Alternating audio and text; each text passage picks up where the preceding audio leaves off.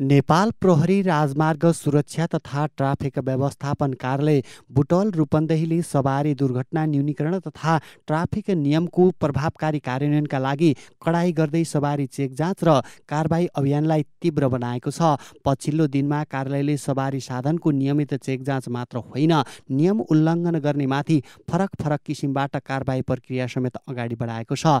विशेष गरी हाल इलेक्ट्रिक स्कुटरहरूमा उल्लेख्य मात्रामा नियम उल्लङ्घन देखिएको भन्दै ती माथि सक्रिय कारबाही थालिएको प्रहरी उपरीक्षक श्यामबहादुर खत्रीले जानकारी दिनुभएको छ। कार्यालयले पछिल्लो केही सातामै 50 भन्दा बढी कागज पत्र नभएका भन्सार छली गरेका तथा यातायात कार्यालयमा दर्ता नभएका इलेक्ट्रिक स्कुटरहरूलाई कारबाहीको दायरामा ल्याइसकेको छ। ट्राफिक कार्यालयका अनुसार यी स्कुटरहरू प्राय नियम उल्लङ्घन गर्दै अनाधिकृत रूपमा सञ्चालनमा आएका थिए, जसले ट्राफिक व्यवस्थापनमा चुनौती थपिरहेको थियो। एसपी खत्रीका अनुसार कानुन सबैतिर समान रूपमा लागू हुन्छ। इलेक्ट्रिक स्कुटर भए पनि यदि यातायातमा दर्ता नभई सडकमै चलेको छ भने त्यो गैर कानुनी हो। हामीले अहिले यस्तो प्रवृत्तिमाथि विशेष निगरानी बढाएको बताउनु भएको छ।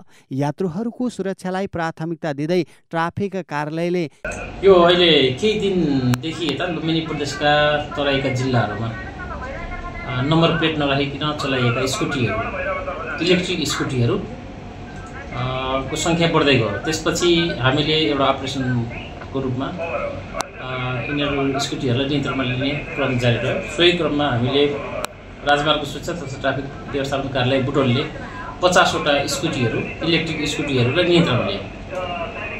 यो हप्तामा 50 वटा स्कुटीलाई नियन्त्रण लिइसकेपछि नम्बर प्लेट नभएका स्कुटीहरू मध्ये छानबिन गर्दै जाँदाखेरि अब यातायातको कार्यालयमा दर्ता भएर आइसकेपछि 26 वटा स्कुटीहरूलाई नम्बर प्लेट राख्न लगाएर र नियमअनुसार सवारी तथा यातायात व्यवस्था ऐन 2049 को दफा 164 को ङ को 12 बमोजिम अर्थात् नम्बर प्लेट नराखी सवारी साधन चलाएमा भन्नेमा चाहिँ रु 500 जरिवाना हुन्छ। यसमा चाहिँ यो अनुसार हामीले चाहिँ 26 वटालाई नम्बर प्लेट राख्न लगाएर र सोही बमोजिम कारबाही गरेर हामीले पठाइसक्यौँ भने अब यो क्रम चाहिँ बाँकी रहेको। अब हामीसँग 24 वटा स्कुटी छ यो राजमार्ग सुरक्षा तथा ट्राफिक व्यवस्थापन कार्यालयमा। यी 24 वटा स्कुटीहरूको पनि ब्लुबुक आइसकेपछि सोही अनुसार हामीले नम्बर प्लेट राख्न लगाएर मात्रै छोड्छौँ कारबाही गरेर। र जुन स्कुटीहरूको ब्लुबुक आउँदैन यी स्कुटीहरू चाहिँ हामीले छानबिन गरेर हामीले भन्सारमा हामीले बुझाउँछौँ। र यो क्रममा चाहिँ के छ भने कतिपय स्कुटीहरू व्यक्तिले विदेशबाट आयात गरेर ल्याएर भन्सार तिरेर आएको तर यातायातमा दर्ता नगराएको छ भने कतिपयले भन्सार पनि छली गरेर र इन्डियाबाट खरिद गरेर ल्याएर नेपालका भूभागमा चलाएको अवस्थामा पाइएको छ।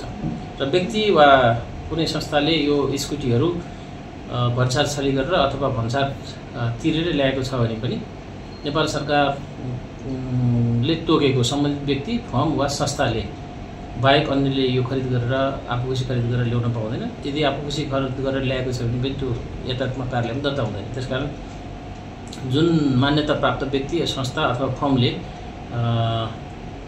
विदेशी भूमिबाट आयात गरिएको छ त्यो आयात गरिएको व्यक्ति, संस्था वा फर्मले यातायात कार्यालयमा चाहिँ नियमअनुसार दर्ता प्रक्रियामा लगेर तपाईँको ब्लुबुक आइसकेपछि मात्रै नम्बर प्लेट राखेर इलेक्ट्रिक स्कुटी चलाउनु पर्नेमा सो नगरिकन आफूखुसी खरिद गरेर अथवा आफूखुसी खरिद गरेर विभिन्न नाकाहरूबाट छली ल्याएका, भन्सार छली ल्याएका अथवा भन्सारतिर ल्याएका पनि यातायातमा दर्ता नभएको अवस्थामा छ र यी सवारी साधनहरू सिज हुन्छन् भने यो इलेक्ट्रिक स्कुटीहरूको हकमा अब मानव ऊर्जाबाट चल्ने स्कुटीहरूको हकमा दर्ता गर्नु नपर्ने देखिन्छ भने यो यान्त्रिक ऊर्जाबाट चल्ने सम्पूर्ण इलेक्ट्रिकहरू चाहिँ नियमअनुसार यातायात कार्यालयमा दर्ता भएर नम्बर प्लेट राखेर चलाउनु पर्नेछ। र नम्बर प्लेट नराखिकन चलाएको छ र ब्लुबुक छैन भने यी इलेक्ट्रिकहरू स्कुटीहरू चाहिँ हाम्रो नियन्त्रणमा रहन्छ र यी जफ्त गरेर सम्बन्धित भन्सार कार्यालयमा बुझाइन्छ।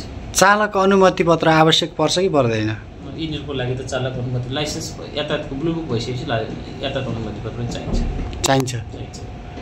जस्तो तराईका जिल्लाहरूबाट मात्र यी स्कुटीहरू नियन्त्रणमा आएका छन् कि अन्य पहाडी जिल्लाबाट पनि नियन्त्रणमा आएका छन्? पहाडी जिल्लाहरूमा अहिले देखेको छैन, अहिले तराईको जिल्लाहरूमा देखिएको छ। जस्तै रूपन्देहीमा 12वटा नियन्त्रणमा आएको मध्ये इन्डियामा खरिद गरेर इन्डियनहरूले ल्याएको रहेछ। त्यो चाहिँ इन्डियनबाट नेपालको बोर्डरमा आएको अवस्थामा थियो। ती लग्यो भने चाहिँ 3वटा चाहिँ नम्बर प्लेट राखेर पुलिबुक लिएर लगिसकेपछि 4वटा चाहिँ कारबाहीको प्रक्रियामा रहेको छ। अनि यहाँ चाहिँ 50वटा थियो, 50वटामा 26वटा लग्यो, अब 24वटा बाँकी छ। 24वटामा उहाँहरूले कतिपयले त पुलिबुक ल्याउने प्रक्रियामा छ, पुलिबुक नल्याएको प्रक्रिया हो कि यी सबै सिजन छन्।